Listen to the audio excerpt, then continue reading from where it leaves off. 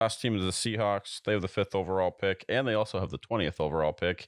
Didn't really lose much players. They lost Rashad Penny to the Eagles, but they got Devin Bush. They brought back Bobby Wagner, and they got Tremont Jones. So bolstered up their defense a little bit. They got a lot of great players coming in the draft as well. They have 4 of the top 52 picks, 5 of the first 83. So they have a lot of picks to go.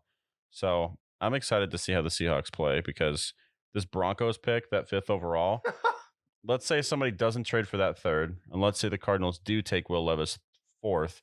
Number 5, potentially Anthony Richardson territory if they want to go that route. Yeah. If not, maybe they want to go a defensive route. There's a lot of dogs on the defensive side of this draft. Yeah. Let's say Will Anderson isn't drafted by the Cardinals. You can get him.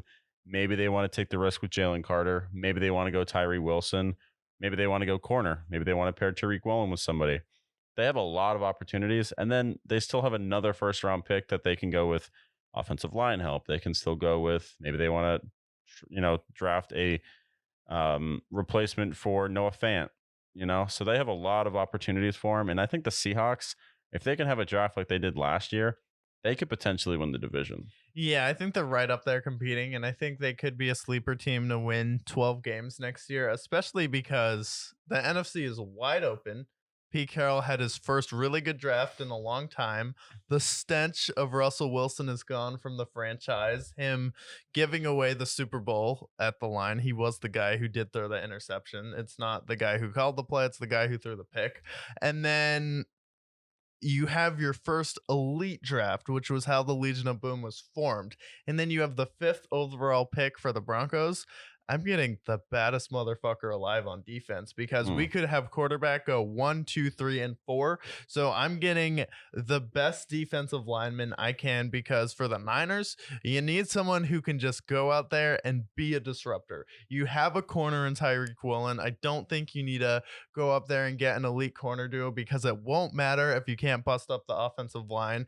The 49ers are showing slight cracks, losing Mike McGlinchey on the offensive line. So if you can go out there, get a beast defensive end, and then you shore it up at the 2nd pick with either a linebacker, a safety, or a corner, and then we're going all weapons on offense. We're going offensive line depth. We're going out there and we're getting another receiver for Geno Smith. But I feel like the offense wasn't the problem last year. If you can get a defense that can make big plays, which your defense was kind of bend but don't break last year, but it kind of all hell broke loose versus the 49ers. So it's like you have a defense that can hold up, be a Legion of Boom, and we know Pete Carroll can coach a football team. He can coach defense, and if he gets that elite defense, which I think he will in this draft, then you start to see more points on offense where you're like, how? Because Seahawks offense was kind of hit or miss. Well, the thing that separates good offenses versus elite offenses is elite offenses, you either have Patrick Mahomes and you can score like that,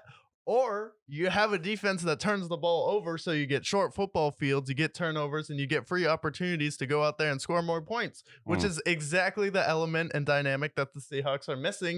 And I think with Kenneth Walker and you still have DK Metcalf, you're a receiver away and a terrifying Pete Carroll defense away from being right back there in Super Bowl contention. And I think the Seahawks are one of those teams like the Lions where people have to tread very carefully because I do not think Geno Smith's year last year was a fluke because you just listen to the way he carries himself. You listen to the way Geno Smith talks. This is everyone you want in a leader. This is a humble quarterback who knows his ability and was patient enough and is grateful just to have a job in the NFL and is fine just being a backup after being embarrassed in New York. And he had the balls to go out there and put himself out there for criticism again when people were ready for him to suck. They were waiting for his downfall, and he finished as a top 10 quarterback in the NFL. And the fact that people are like, oh, well, Geno Smith's going to fall off. He can't do it again. Those are the same people that were saying that the Bengals were going to miss the playoffs last year. Look where they are now.